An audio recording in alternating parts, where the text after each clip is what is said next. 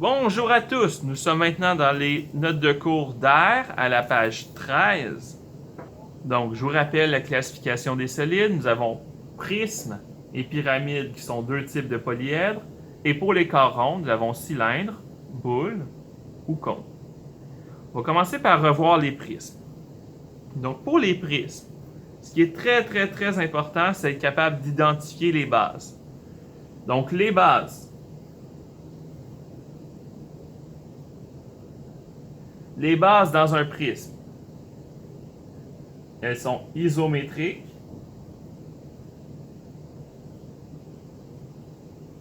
et parallèles.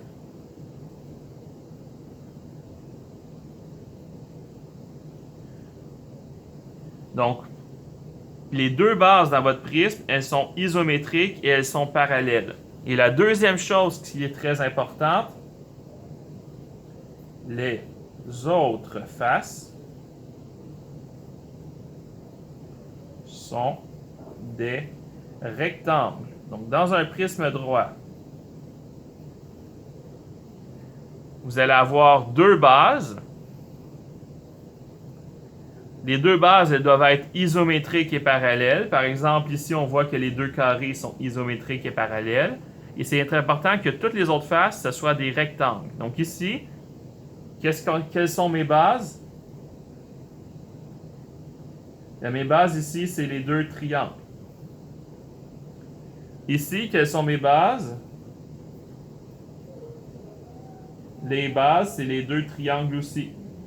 Parce que dans les deux cas, c'est deux faces qui sont isométriques et parallèles, et les autres faces autour, ce sont des rectangles. Donc, c'est important d'être capable d'identifier les bases. Ici, les bases, ce seraient les deux pentagones. Ici, les bases, ce seraient les deux hexagones. Une fois qu'on a bien identifié les bases d'un prisme,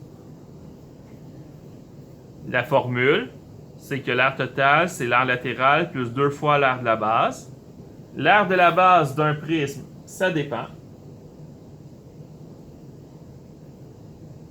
Donc, ça dépend de la forme de ta base. Si ta base, c'est un rectangle, on fait un rectangle. Si ta base, c'est un triangle, on fait un triangle.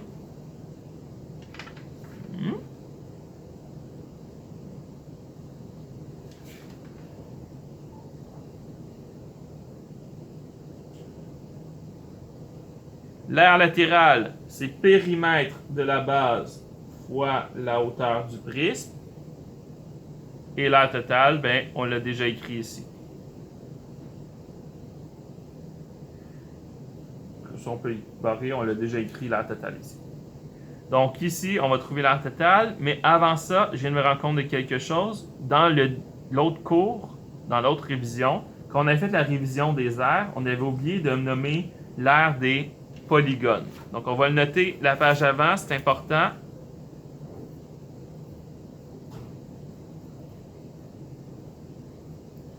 L'aire des polygones, donc qu'est-ce que je veux dire par polygone? Je veux dire, par exemple, un hexagone ou bien un pentagone. Okay, l'aire des polygones réguliers. C'est important de noter que c'est A égale CAN divisé en 2, avec C pour la mesure du côté.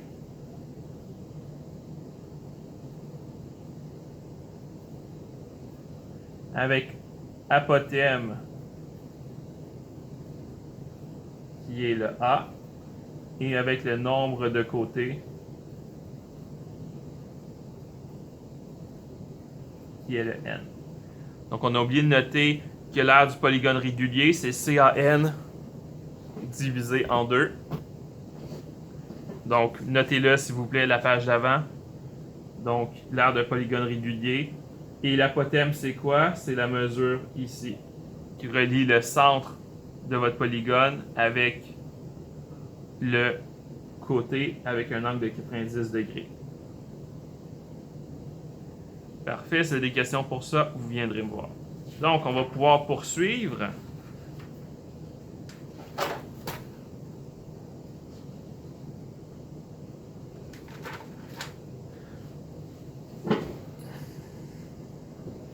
Donc, on va faire un exemple ici. Trouver l'aire totale.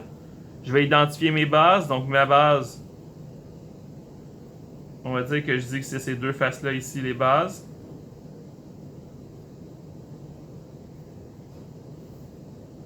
Pour un prisme à base rectangulaire, ça ne va pas changer grand-chose. Donc, je vais calculer l'aire de la base. C'est base fois hauteur. Donc, dans ce cas-là, c'est 4 fois 2. Ça me donne 8 cm². L'aire latérale, c'est périmètre de la base fois la hauteur. Le périmètre de ma base, c'est 4 plus 2 plus 4 plus 2. Je fais le périmètre de ce petit rectangle-là ici. Fois la hauteur du solide, qui était 6, pardon.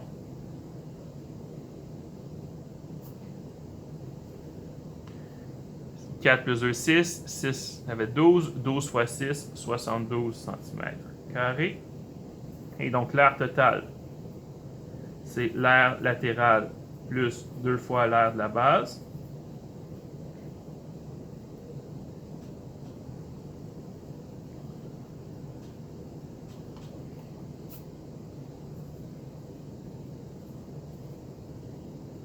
Ce qui me donne 72 plus 2 fois 8.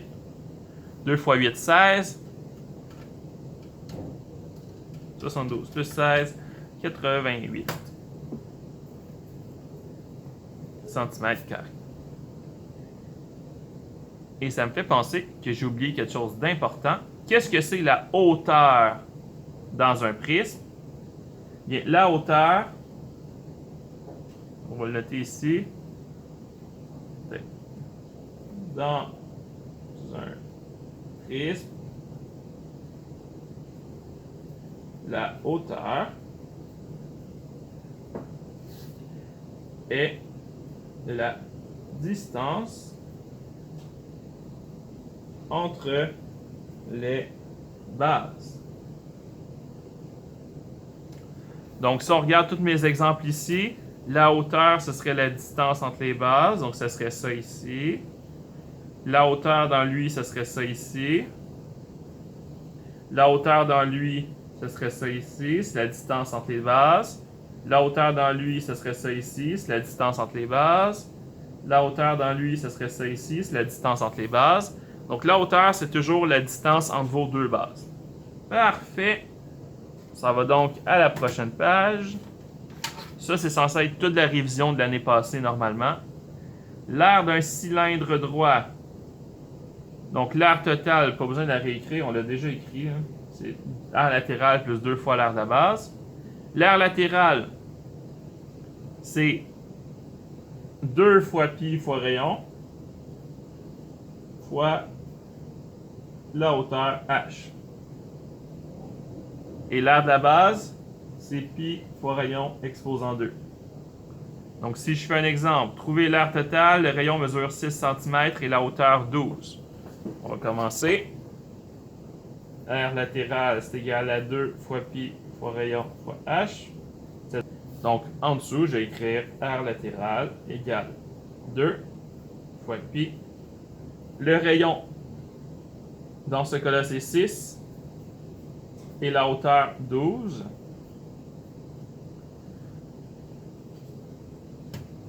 « 2 fois 6 fois 12, ça me donne 144. Donc, ma réponse est 144 pi. Ici, je l'arrondis. Je rappelle que pi, c'est un nombre irrationnel. 452,39. C'est un nombre irrationnel qui est 3,14159,6, etc. Si vous voulez arrondir, vous pouvez dire que pi, c'est environ 3,1416. Il y a des questions sur pi, vous viendrez me voir, c'est normalement de la matière de secondaire 2. Et finalement, l'aire de la base, dans ce cas-là, c'est un cercle, donc c'est pi r2. L'aire de la base est égal à pi fois 6 à la 2, ce qui vous donne 36 pi, ou environ 113,10 Et donc l'aire totale,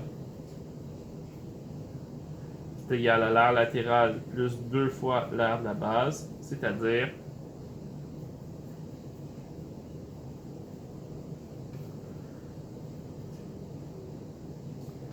144 plus 2 fois 36, ça me donne 216 pi, ce qui est environ 678,58.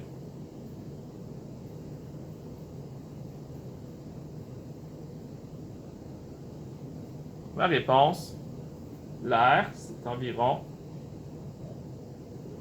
678,58.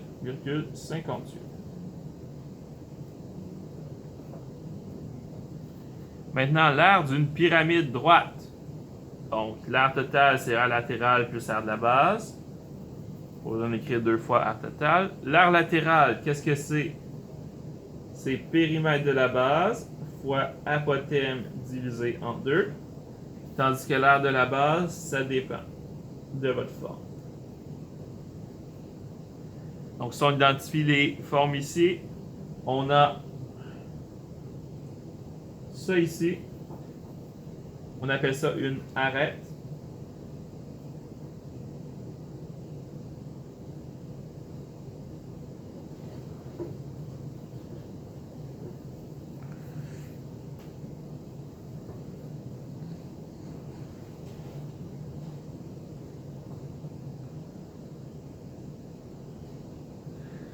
C'est pas très important, c'est pas très utile. Ça ici, on appelle ça apothème. Ça, c'est très important. Donc, l'apothème, c'est la mesure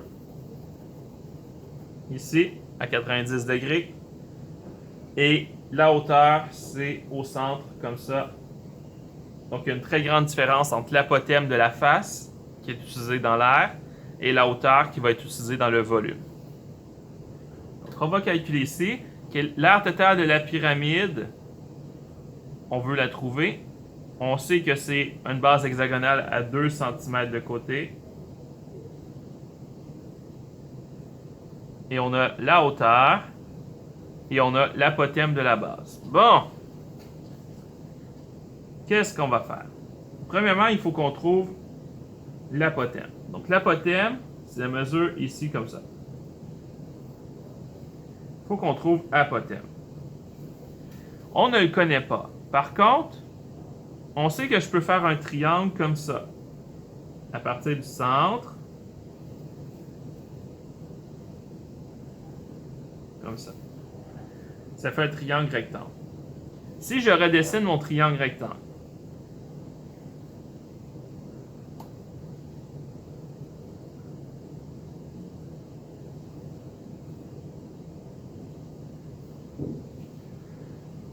je sais que ça,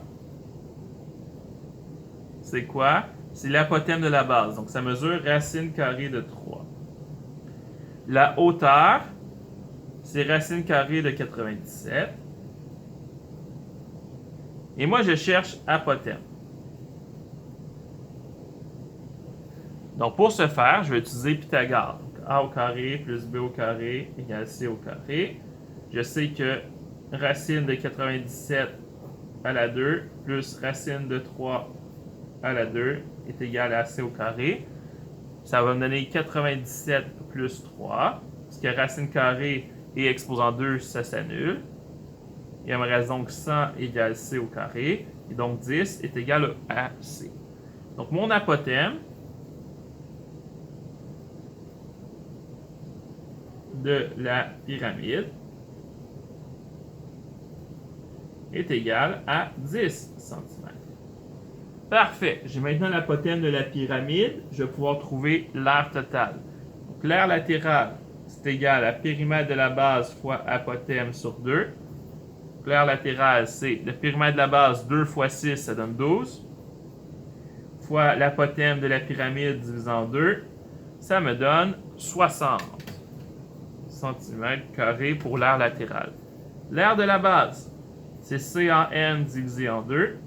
Attention, le A de la base, c'est l'apothème de la base. Donc, ça veut dire la mesure du côté 2 L'apothème de la base mesure racine de 3. Le nombre de côtés, 6 sur 2. 2 fois racine de 3 fois 6 sur 2 me donne 10,39. Donc, on va arrondir. Et donc, l'aire totale, c'est égal à aire latérale plus aire de base, donc 60 plus 10,39. C'est-à-dire 70,39 cm². Donc, réponse, l'aire, c'est environ 70,39 cm². Donc ici, j'ai dû utiliser un Pythagore pour trouver une mesure manquante qu'il me manquait pour calculer l'aire. Pour le 16, l'aire du cône circulaire droit. Bien, on n'a pas besoin d'écrire ça, on l'a déjà ici en total. L'aire latérale d'un cône, c'est pi r a. Et l'aire de la base, c'est pi r au carré, parce que c'est un cercle la base. Parfait. Si on fait l'exemple ici.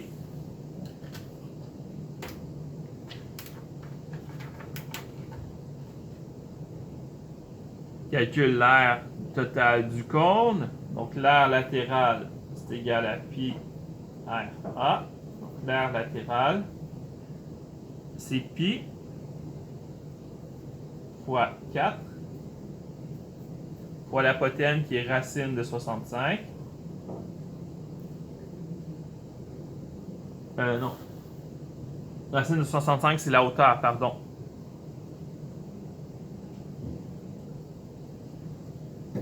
Donc, l'apothème, c'est 9. Ça veut dire que ça nous donne 36 pi. Et si j'arrondis, l'aire latérale sera d'environ 113,10.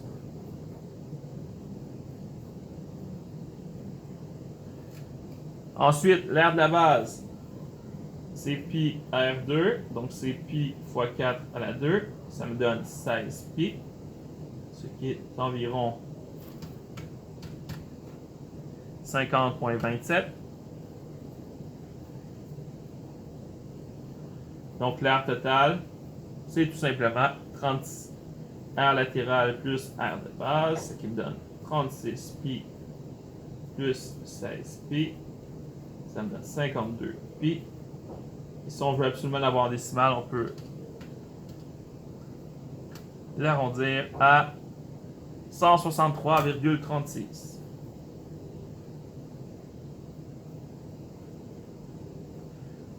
Donc l'aire, c'est environ 163,36.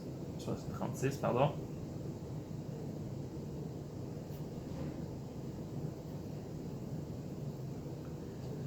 Parfait.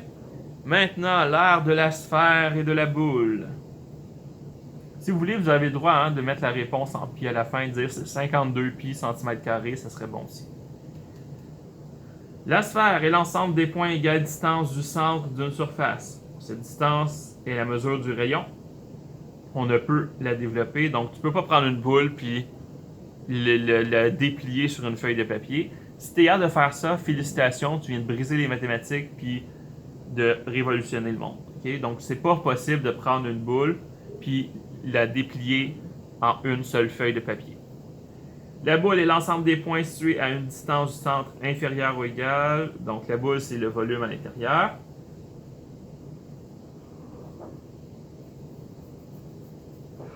Donc, ces deux phrases-là, dans le fond, tout ce qu'ils veulent vous dire, c'est que quand on parle de sphère, on parle juste de la surface. Et quand on parle de boule, on parle du volume à l'intérieur.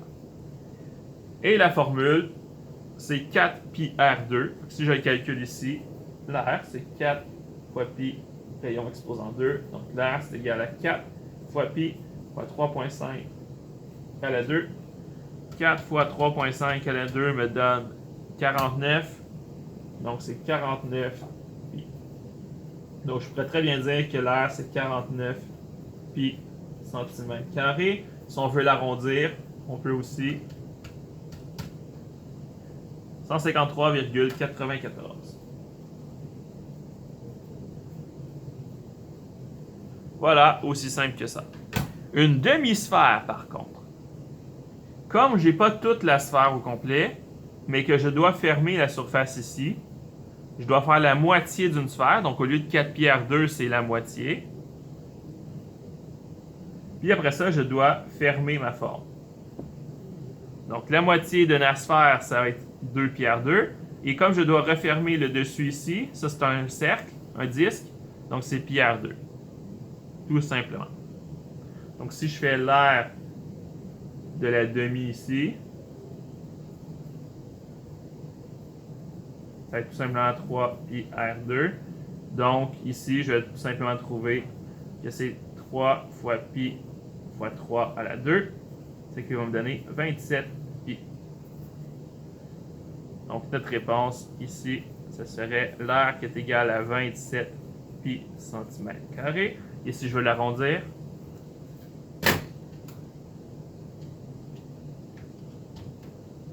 84,82. Je rappelle qu'en tout temps, si je vais trop rapidement, vous pouvez faire pause, reculer et réécouter. Le dernier. Donc, le dernier, nous allons prendre notre temps pour faire une démarche complète. Ça, c'est une demi-sphère fermée. On va prendre le temps pour faire une démarche complète. Ici, j'ai l'aire latérale. Dans le fond, là, mon aire totale de cette forme. Qu'est-ce que c'est? C'est l'aire latérale du cône plus l'aire latérale du cylindre plus la moitié de l'aire d'une sphère. Parfait. Maintenant que je sais ça, qu'est-ce que je fais? Je calcule chaque partie de mon aire totale et je trouve la réponse. Donc, l'aire latérale du cône est égal à pi R1. Est-ce que je connais le rayon? Et comme ça, c'est 6. Ça veut dire que ça aussi, c'est 6. Donc, le rayon de ma forme, c'est 6 mm. Donc, oui, je connais le rayon, c'est 6 mm. Est-ce que je connais l'apothème? Oui. Donc, l'aire latérale du cône va être égale à pi fois 6 fois 6 racines de 10.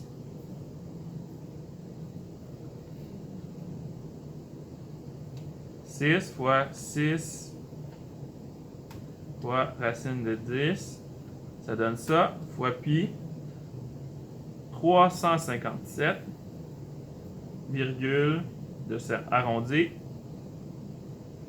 645. Je vais garder 3 décimales parce qu'on a l'air de beaucoup arrondir dans ce problème. Ensuite, l'aire latérale du cylindre, c'est égal à 2 pi R H. Est-ce que je connais le rayon? Oui. Est-ce que je connais la hauteur? Oui. La latérale du cylindre, c'est 2 fois pi fois 6 fois 12.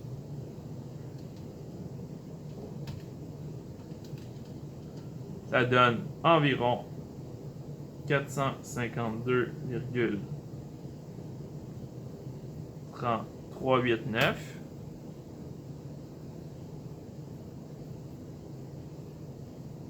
C'est des millimètres carrés, pardon.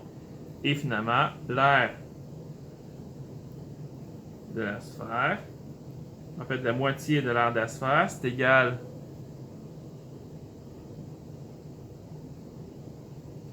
en fait, là, on va calculer l'aire de la sphère au complet, puis on va diviser par 2 ensuite. Ah, tiens, je vais l'écrire de même, c'est plus simple. Moi, je veux l'aire de la sphère divisé en 2. Donc, l'aire de la sphère divisé en 2, c'est égal à 2 pi R2 au lieu de 4 pi R2. Et dans ce cas-là, c'est 2 fois pi fois 6 à la 2.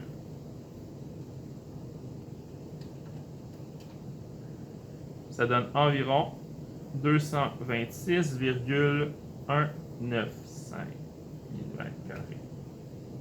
Et finalement, pour mon aire totale,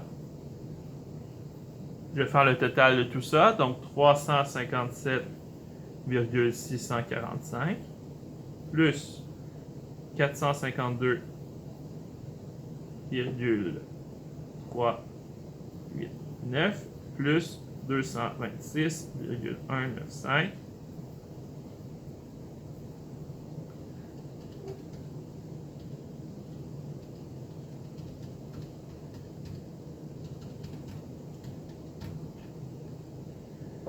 1036,229 mm². Je pourrais dire que c'est environ, puisqu'on a arrondi durant ce problème. Donc voilà, j'espère que vous avez bien compris. Tout ça, c'était de la matière normalement que vous avez vu en secondaire 2. Peut-être que la seule chose que vous n'avez pas vue en secondaire 2, ça serait la boule, par exemple. Mais normalement, vous avez pas mal tout vu ça. Sur ce, bonne journée!